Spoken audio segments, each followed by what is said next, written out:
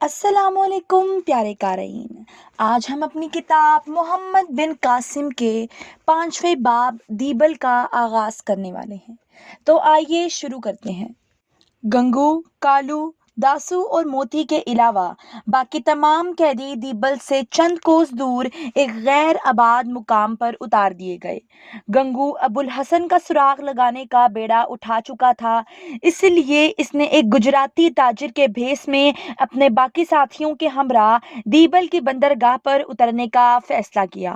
جے رام اس مہم میں گنگو کی مدد کرنے کا وعدہ کر چکا تھا، تاہم اس نے زبیر کو بار بار یہ یقین دلانے کی کوشش کی تھی کہ حکومت سندھ ایسا نہیں کر سکتی۔ اگر ابو الحسن کا جہاز دیبل کے آس پاس لوٹا گیا ہے تو دیبل کے حاکم اور راجہ کو یقیناً اس کی خبر نہیں ہوگی۔ زبیر نے جواب دیا، مجھے خود یہ شبہ نہیں، لیکن میں ناہید کے شبہات دور کرنا چاہتا ہوں۔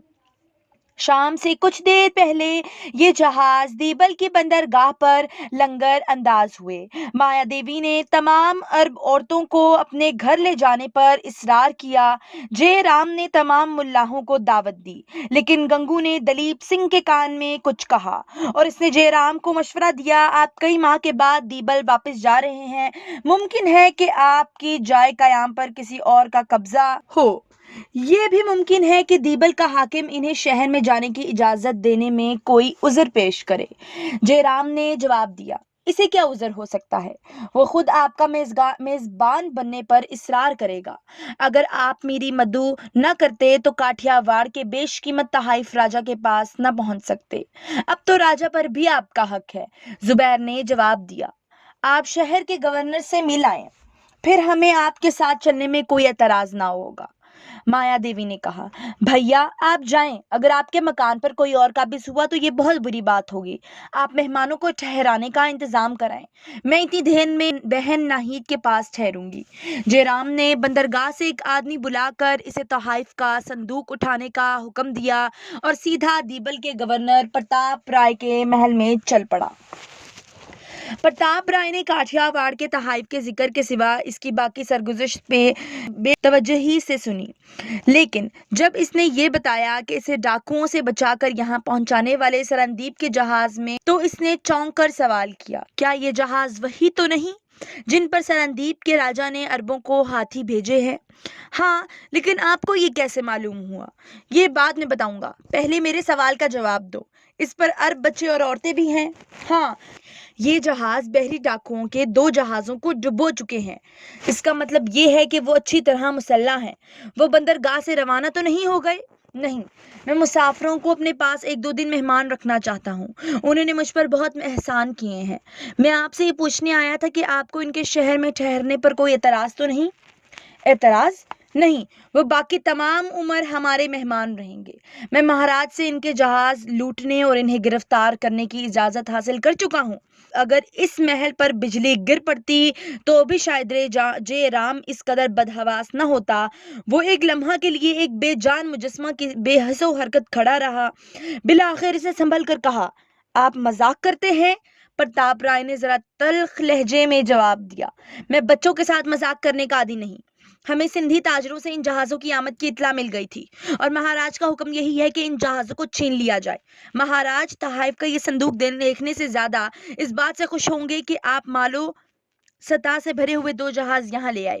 جے رام نے چلا کر کہا، نہیں، یہ کبھی نہیں ہو سکتا، وہ میرے مہمان ہیں، وہ میرے دوست اور محسن ہیں۔ پرتاپ رائے نے ڈانٹ کر کہا، ہوش سے بات کرو، تمہیں معلوم نہیں تم کہاں کھڑے ہو؟ جے رام نے کہا، یہ انسانیت کے خلاف ہے، تم ایک ایسی قوم کی دشمنی مول لے رہے ہو جو سندھ جیسی کئی سلطنتیں پاؤں تلے رون چکی ہے۔ مہاراج کو اس قسم کا مشورہ دینے والے نے ان کے ساتھ اچھا نہیں کیا۔ میں جاتا ہوں، مہمان کی رکشا ایک راجپوت کا دھرم ہے، راجہ کی باغی ہو کر تم کہیں نہیں جا سکتے۔ یہ کہتے ہوئے پرتاپ رائے نے پہرہ داروں کو آواز دی اور آن کی آن میں 4 سپاہیوں نے ننگی تلواروں سے اس کے گرد گھیرا ڈال لیا۔ جے رام کو اپنی تلوار بے نیام کرنے کا موقع ہی نہ ملا۔ پرتاپ رائے نے کہا، تمہیں کچھ دیر میری قید میں رہنا پڑے گا، بندرگاہ سے واپس آ کر میں تمہیں آزاد کر دوں گا، کل تمہیں مہاراج کے پاس روانہ کر دیا جائے گا۔ اگر تم اپنے مہمانوں کی جاں بخشی کروا سکو تو میں نے رہا کر دوں گا، لیکن تمہاری خوشی کے لیے میں راجہ کے حکم سے سرتابی نہیں کر سکتا۔ سپاہیوں نے جے رام کو محل کی ایک کوٹھڑی میں بند کر دیا۔ جے رام دروازے کو دھکے دینے، دیواروں سے سر پٹکنے اور شور مچانے کے بعد خاموش ہو کر بیٹھ گیا۔ اسے اپنی بہن کا خیال آیا اور وہ پھر اٹھ کر دروازوں سے ٹکرے مارنے لگا۔ اس نے تلوار نکالی لیکن مضبوط کواڑ پر چند ضربے لگانے کے بعد وہ بھی ٹوٹ گئی۔ اس نے ٹوٹے ہوئے پھل کی نوک اٹھا کر اپنے سینے میں گھونپنے کا ارادہ کیا لیکن کسی خیال نے اس کا ہاتھ روک لیا۔ وہ اٹھ کر بے قراری سے کوٹھری میں ٹہلنے لگا۔ پھر اسے ایک خیال آیا اور اس نے پہرہ داروں کو آواز دی۔ انہیں طرح طرح کے لالچ دیے لیکن کسی نے اس کے حال پر توجہ نہ دی۔ اس نے راجا کے پاس شکایت کرنے کی دھمکی دی تو لیکن جواب میں پہرہ داروں کے کہکہے سنائی دیے۔ جے رام کے شہر جانے سے کچھ دیر بعد گنگو اور اس کے 3 ساتھی شام کے دھندلکے میں زبیر سے رخصت ہو کر شہر کی طرف روانہ ہوئے۔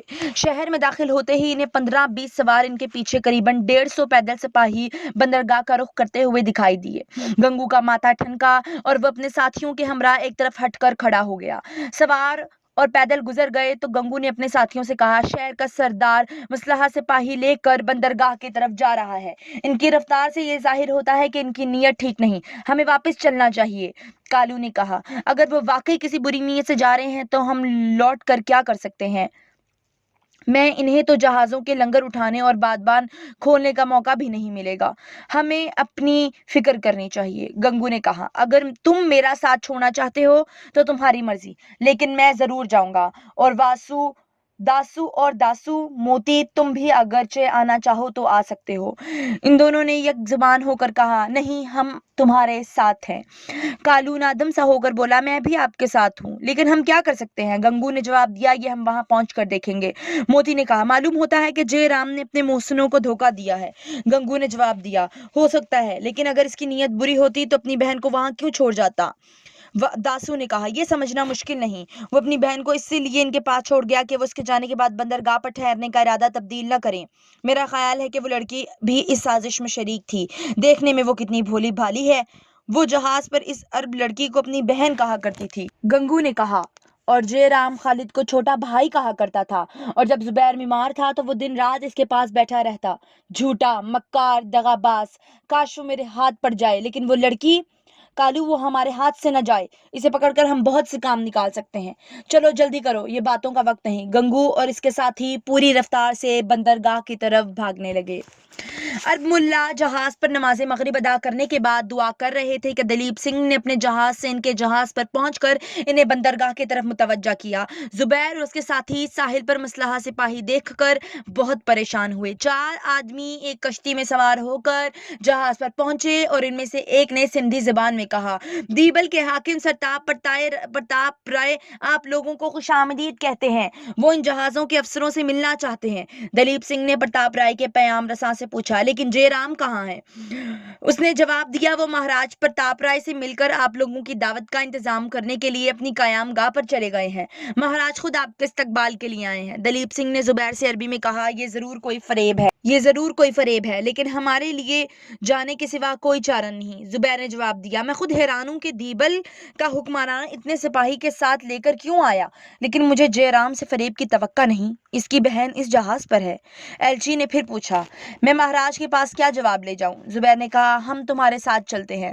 زبیر اور دلیپ سنگھ کشتی میں سوار ہو کر ساحل پر پہنچے۔ دلیپ سنگھ پرتاپ رائے کے سامنے جھک کر آداب بجا لایا، لیکن زبیر کی گردن میں خم نہ آنے پر پرتاپ رائے نے کہا، تو تم عرب کے باشندے ہو، تم میں سے کسی کو بڑوں کا آداب کرنا نہیں آتا؟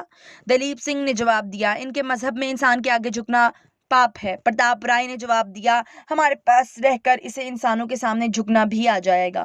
دلیپ سنگھ نے پوچھا، آپ کا مطلب؟ پرتاپ رائے نے جواب دیا، کچھ نہیں، تمہارے جہازوں پر کیا ہے؟ دلیپ سنگھ نے کہا، جے رام نے آپ کو سب کچھ بتا دیا ہوگا، آپ ہم سے کیوں پوچھتے ہیں؟ جے رام نے جو کچھ بتایا ہے اگر وہ صحیح ہے تو یہ جہاز یہاں سے نہیں جا سکتے۔ وہ کیوں؟ یہ راجا کا حکم ہے۔ دلیپ سنگھ نے چاروں طرف دیکھا۔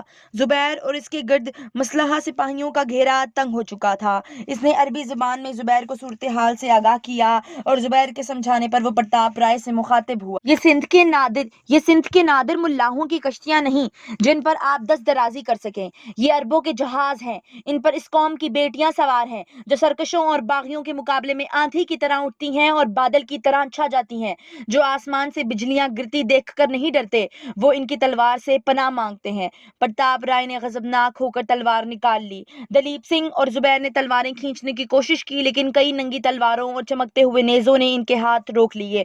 پرتاپ رائے نے کہا، تم سندھی معلوم ہوتے ہو، لیکن تمہاری رگوں میں کسی بزدل، غدار اور کمینے کا خون ہے۔ دلیپ سنگھ نے جواب دیا، دنیا میں سب سے بڑی غداری اور کمینگی اپنے مہمان کو دھوکہ دینا ہے، اور مجھے یہ کہنے میں باک نہیں کہ تم۔ دلیپ سنگھ کا فکرہ پورا نہ ہوا تھا کہ پرتاپ رائے کی تلوار کی نوک اس کے سینے میں اتر گئی